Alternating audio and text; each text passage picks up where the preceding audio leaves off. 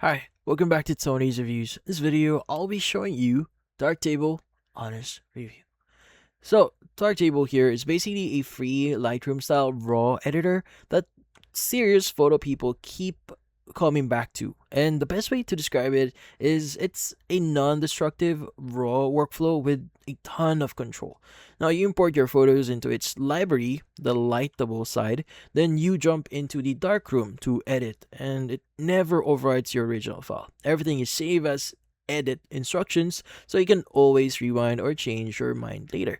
Now, where Darktable really shines is the quality and depth of the edit. So a lot of its modern workflow revolves around the scene referred editing. The modules like Filmic RGB exist specifically to basically map a camera's crazy dynamic range into something your screen can actually show without wrecking highlights here and also the shadows. And that's why people who stick with it is often says it feels insanely powerful once it actually clicks. Now, for the reviews or what people are actually saying here, well, people don't usually complain that Darktable is weak. They complain that it can be a lot. Now, right here, you'll constantly see the same vibe. So Darktable tends to have a steeper learning curve than Lightroom, mostly because it expects you to understand what the tools are doing instead of hiding everything behind simple sliders and presets. But in those same threads here, you also see people say they ended up preferring Darktable because it lets them fine tune the look way more precisely once they got used to it.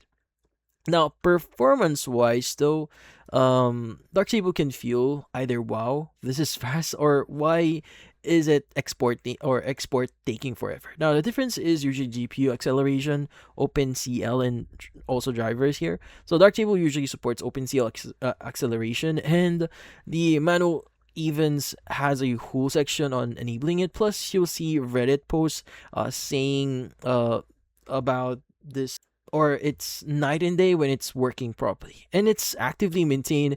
And recent updates here or improvements, calling out performance improvements. So it's not some abandoned open source click here.